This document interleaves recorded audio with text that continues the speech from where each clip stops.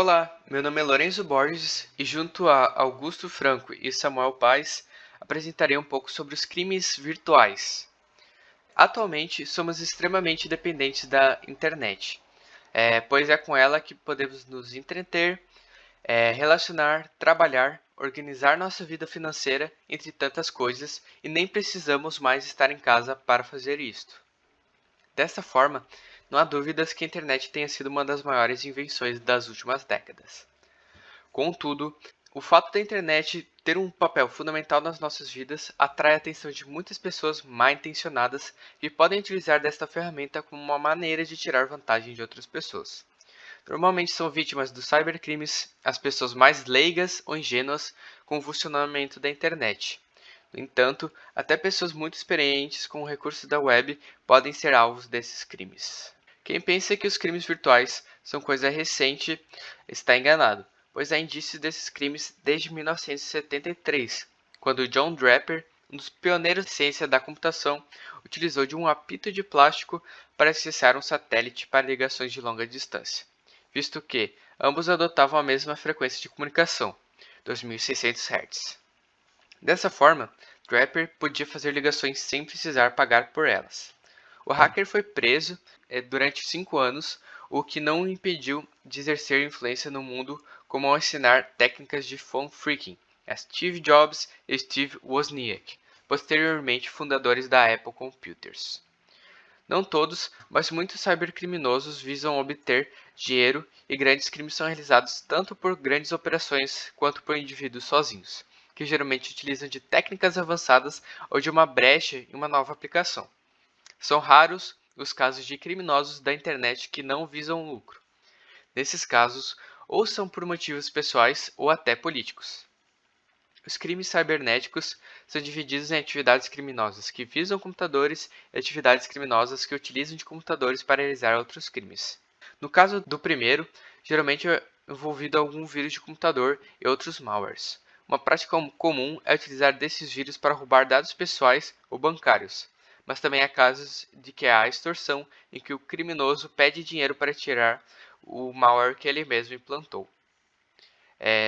Os cybercriminosos também podem realizar o que é conhecido como o ataque de negação de serviço distribuído, DDoS, em que os cybercriminosos usam vários computadores comprometidos para impedir que algum provedor forneça algum serviço para seus clientes, seja tanto em uma esfera privada como pública, quando a UFSC sofreu ataques DDoS no primeiro dia de aula à distância, tornando os servidores mais lentos e impedindo o acesso às aulas. Atualmente, é muito comum o uso de computadores para facilitar crimes, como homicídios, e temos o exemplo do caso do serial killer Daniel Drayton, que utilizava de apps de namoro para marcar encontros fatais com suas vítimas. Acontece que, da mesma forma que os dados de computadores facilitam o cometimento de crimes, também facilitam apanhar os criminosos, que muito facilmente podem ser rastreados ou gerar provas nas redes sociais contra si mesmo, como no caso Anderson, em que os suspeitos do seu assassinato utilizaram da busca do Google para procurar a respeito de assassinos de aluguel na região e venenos, o que foi descoberto nas investigações. E são vários os crimes cometidos na internet.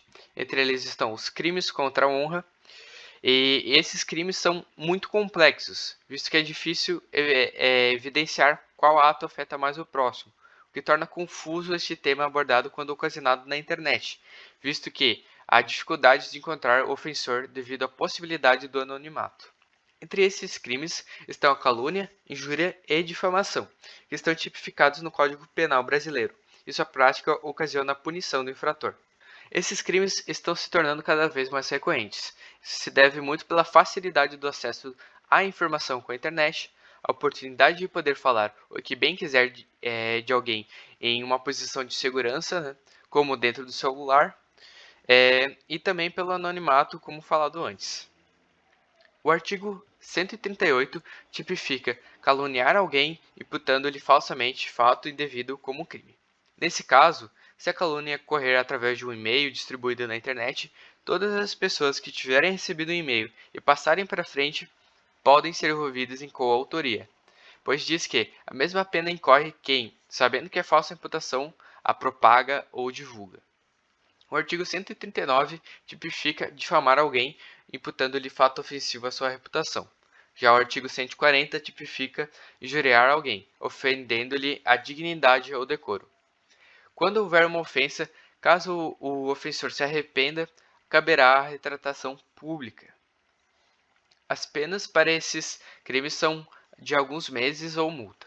No caso em que há envolvimento de violência, vias de fato, ou algum elemento referente à cor, raça, etnia, religião, a origem ou condição de pessoa idosa ou deficiente, há o agravamento da pena, podendo chegar até 4 anos de reclusão e pagamento de indenizações bem caras.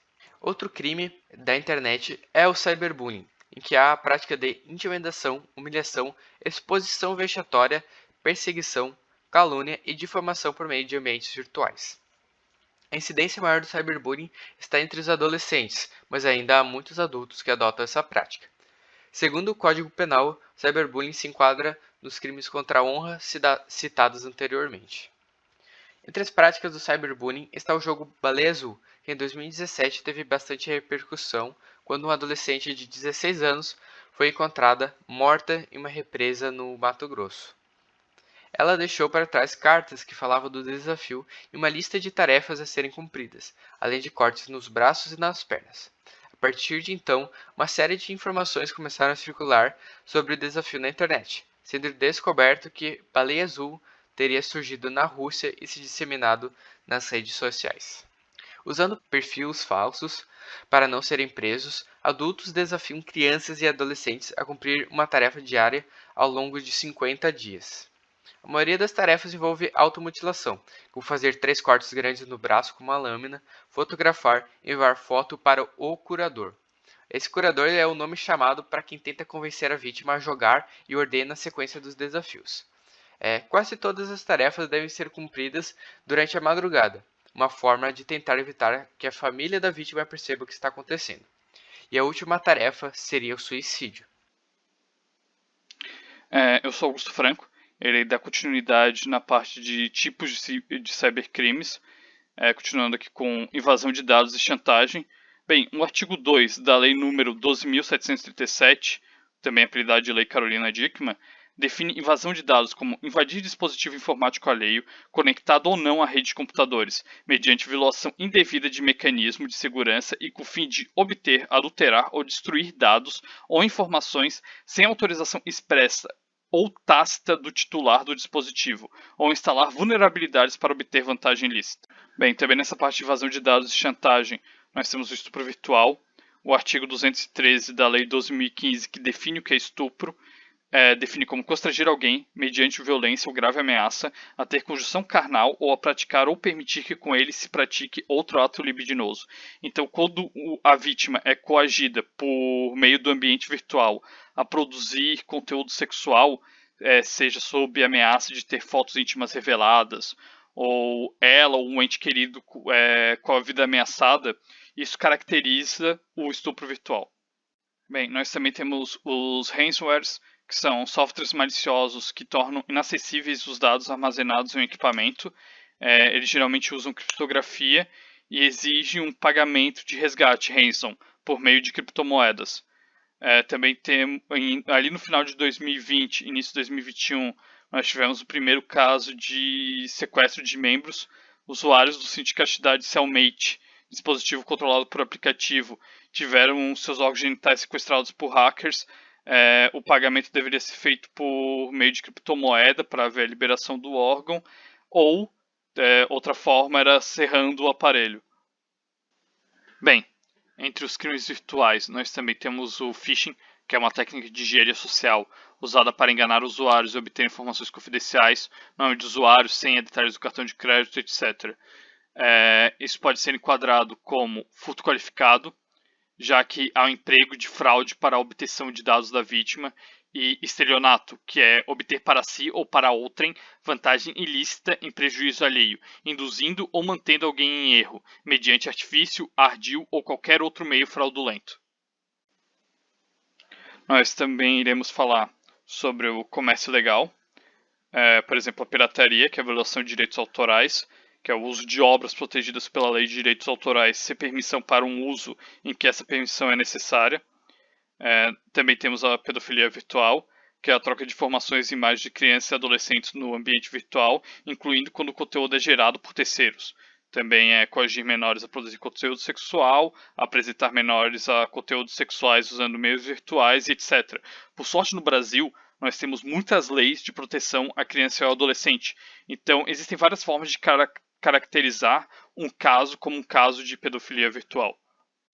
Bem, não podemos falar de comércio ilegal sem falar do caso Silk Road, que a ideia era ser um mercado livre que funcionaria através da Darknet, usando a rede Tor para segurar o anonimato, e lá poderia se adquirir drogas, armas, encomendar assassinatos, etc. O seu criador, o Ross Ulbricht, foi condenado à prisão perpétua em 2015, sem direito a condicional. Olá pessoal, boa tarde, meu nome é Samuel e agora eu vou estar dando continuidade ao que já foi passado anteriormente pelo Lourenço e pelo Augusto. Primeiramente, eu quero aqui começar trazendo um dado. A Central Nacional de Denúncias de Crimes Cibernéticos, ela registrou em 2019 75.428 crimes virtuais. E esse número ele dobrou para o ano de 2020. Mas ressaltando aqui que esse número é só dessa Central Nacional. E essa central, ela é uma ONG com parceria com o Ministério Público Federal, porque as estimativas giram em torno de 54 crimes virtuais por minuto que acontecem no Brasil. Tendo em mente desse dado tão grande, o que agora a gente vai trazer como fazer para se proteger. Então, a primeira coisa é, tenha senhas fortes e não forneça a mesma senha para outros sites. Tenha senha fortes, ou seja, você vai fazer a senha misturando letras maiúsculas com minúsculas, utilizando de números ou até de caracteres especiais, caso a senha autorize isso. O de não fornecer a senha para outros sites é que às vezes você necessita fazer um cadastro em outro site, mas o site não aceita fazer cadastro com o Facebook ou com o Gmail. Então você tem que criar realmente uma conta dentro do site. E tem muitas pessoas que acabam criando com o mesmo e-mail e senha do Gmail para não se esquecer. E isso é algo muito ruim, porque você vai estar basicamente fornecendo para o site o seu e-mail e senha que são utilizados no Gmail. A segunda dica, e muito importante, é mantenha seus softwares atualizados. Um grupo já conseguiu invadir a Microsoft e hackear o Windows. Dessa forma, eles conseguiram entrar em computadores de várias pessoas. A Microsoft ela percebeu rapidamente esse erro e ela corrigiu isso em menos de um dia. E disso ela já lançou uma atualização. Então você atualiza que esse erro não vai estar mais acontecendo, ou seja, os hackers não vão conseguir entrar no seu computador. Mas acontece que a maioria das pessoas não atualiza. Então isso aqui é muito importante, manter sempre seus softwares atualizados. A terceira coisa é, tente manter informações pessoais longe das redes sociais. Obviamente, você pode postar algumas coisas, mas tente manter algumas coisas meio distantes, porque isso fica muito fácil, porque já foi citado anteriormente, que é o phishing ou a engenharia social, de uma pessoa se passar por outra para conseguir atingir, roubar esses seus dados, né? Isso já traz muito do próximo ponto, que é não clicar em links enviados por e-mail ou sites desconhecidos. Aqui nesse ano de 2021 no Brasil, teve muitos youtubers que teve o seu canal roubado. Por quê? Um grupo, entrou em contato com eles por e-mail, fazendo-se passar pela empresa parceira. Isso muda muito pouco no e-mail. Às vezes o e-mail da empresa é contatoempresa@gmail.com e eles colocavam contato.empresa. Só esse ponto é muito difícil de perceber. Mesmo que você conheça o e-mail, ainda assim você pode cair no golpe.